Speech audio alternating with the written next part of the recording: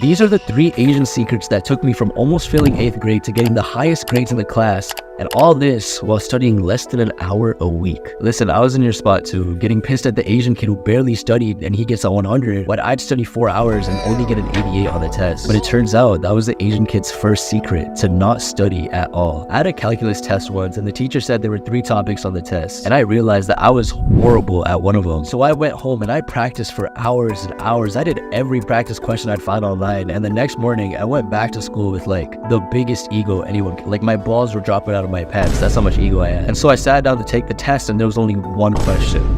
One. On that entire topic on the test. I could barely get through the rest of the test because I didn't study for any of it. And it turns out she had a number for how much each topic was on the test, and one topic accounted for over 30 questions in the test. The second question had 10 questions, and the third, the one I studied for, only had 1. And that's where I learned that what you work on is way more important than how hard you work. But how do you figure out what to study, and how do you actually do this properly? Let's say you had a physics exam in 1 week. What would you do if you only had 2 hours to study each day? You're not gonna sit there like those Instagram girls. Oh, let me color code my notes and make it all aesthetic and get beautiful titles and hearts in the corner. Like, no, you're gonna sit there, let me do some practice tests, let me do some practice questions and revise notes. So here's an example. AP Physics is the hardest AP exam in all of high school, and you only need a 53% to get a 5, which is the highest score. And so on the official website, it tells you the exact percentage weighting of every unit on the test. If you simply spent 2 hours each day studying for those 3 units that mattered and added up to a 53%, you would pass with a 4 or 5. So imagine if you hadn't studied those and put all your time into all these other units that didn't even matter. When your time gets limited, you realize that 99% of your studying is wasted. So how do you find the 20% of concepts that actually matter? Well, there are 2 types of subjects in school, objective and subjective. Objective subjects are those where the teacher can't influence the answer. So like in every classroom, everywhere on earth, 1 + 1 will equal 2. No teacher can change that. But for like English, an essay in Guatemala is probably different from an essay in India, which is probably different from one in America. They'd each be graded completely differently because each of the teachers grade different things. So you have to study these differently. For objective subjects like math, physics, chemistry, any sciences, just go on Khan Academy and grind everything. So if you have to memorize terms like in biology or history, the best thing you can do is go on Quizlet and make your own. For subjective classes like English and history, you have to treat it differently. In my English class, I got a 90 on an essay that I thought I wrote well. So I went up to the teacher and I was like, why did I get a 90 and not 100? She said the word implements had been used by so many other students that I had to be sophisticated. And so I searched up a different word for implements, put it in my next essay, and I got 6 points higher. So the first Asian secret is to just study the right stuff. But how do Asians have such laser focus? Because I'd start doing an assignment, then go on my phone to check my messages, then remember I have to study, then search up SpongeBob lore, and then it would just spiral downwards from there. So how do I go from the attention span of a goldfish to studying 2 hours at once?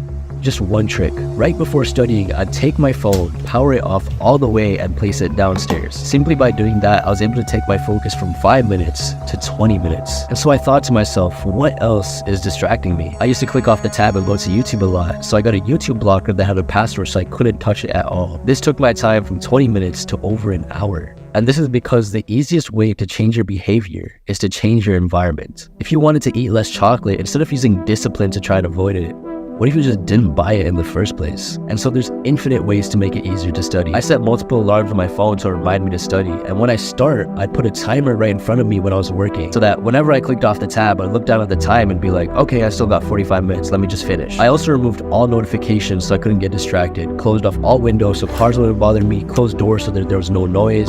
I wore noise canceling headphones. And everyone is different. So when you sit down and study, you have to ask yourself, what do I feel like doing more than studying right now? And how can I make it harder to do that thing? Then fix it right away. And this is a part of the second Asian secret, which is to make studying a habit. And by making it easier to study, you followed one technique to make it a habit. There's 3 other ways you can stay focused every single day. The first way is to make it more obvious. I wanted to study the SAT because I had a test coming up, but I always procrastinated because I realized that the entire SAT book wasn't even visible to me in my room. So instead, I took that fat boy and I made it extremely visible to myself, placing it in the middle of my desk. And just by doing that, I established a cue to start working. You have to make the work obvious to get it done. If it's hidden in your bag or on your computer, you'll have a harder time remembering it. And this is why my room looks like a science experiment. My supplements are right in front of my bed, so I take them every morning. My mouth tape is right beside my bed, so I can tape my mouth at night. Chapstick, water, all these are placed to make it easier and more obvious for me, so I never forget to do them. And so now you know to make it more obvious and easier, but how do you get the motivation to start studying? Asian students usually keep the motivation to study because their parents just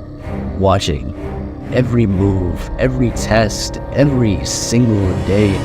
But you don't need this insane motivation to get started. You could just say, oh, you want to go to Harvard, so you need good grades. Or maybe you just want to show those Indian, Asian immigrants like who are the bosses, you know? Having a good reason or multiple good reasons to continue studying will get you much more motivated to continue. But you also need to make studying satisfying, because if you don't, you'll never turn it into a habit. When I started working out, I'd do a whole workout, breaking and destroying my muscles, but went home and felt horrible. Eventually, I had no reason to continue working out because it was never a behavior I'd reinforced in my mind. But then I started writing my progress down on a piece of paper. So every time I went to the gym, I check off this paper to mark my progress of the day. Now, every time I go to my workout, I'm excited to check off this box and make more progress every day. So I started challenging myself every time, like, can I study 7 days in a row, 20 days in a row, 2 hours each day? I'll tally it up on a paper and keep it up right beside my table to track everything I did. If you track your studying, you'll be much more consistent and actually work harder than you did before. So what is the final step to actually become that Asian kid who walks in and says he doesn't study at all?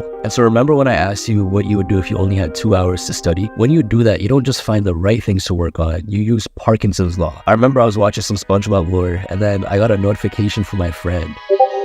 It was 11 p.m. I had 59 minutes. I had so much laser focus. You can see the laser leaving my eyes and burning a hole in the table. And after that 59 minutes of flow state, I had no clue what I did, how the time passed. I was able to submit on time. And the next morning, everyone was talking about the homework and how it took them 4 hours to figure out the problems, while I was sitting there with a 94, taking less than an hour to finish everything. What I used right there was called Parkinson's law, which is basically whatever time you give to your work is the amount of time you'll take to finish it. So like, for example, if you had a month to finish an essay, it'll take you a month to finish it. But if you had 1 day to finish an essay, it'll take 1 day to finish it. The point is to set timelines for yourself. Like literally write down, I'm gonna finish this essay in 3 hours. I'm gonna finish my homework in 20 minutes, and it should sound insane to you. So now you can supercharge this even more to save more time from studying. What I do in class is right when our homework gets assigned, which is usually in the last 15 minutes, I finish as much as I can before class ends. If I only give myself 15 minutes to finish, I'll probably finish in 15 minutes and not have to do anything when I get home, which is why I barely study every week. But there's one bonus Asian secret that I use to do even better than the Asian kid, because I wanted to destroy him, because I realized that the stuff you do outside of studying helps you study better as well. The problem with Asian try-hard study kids is that they usually sacrifice health and relationships to get to that point of smartness. But I took all that extra time I had by implementing everything in this video and simply improved myself. I started working out, sleeping right, and eating right, and my focus improved, which meant I could work harder, which meant I'd study faster. To eat better, all I did was eat 150 grams of protein before I ate anything else. Then I could eat whatever I want. And personally, I think this is the best diet because it's simple, anyone can follow it, and protein keeps you full for a long time, helps build muscle. I also started going to sleep much earlier because I didn't have to worry about homework at night. So around 9:30 I'd be in bed so I could get 9 hours of sleep, wake up at 6:30. And what this did was gave me infinite amounts of energy throughout the day, so I had even more focus on top of what I had. And that was my entire plan to destroy this Asian kid. And in the end, I was able to do it and more.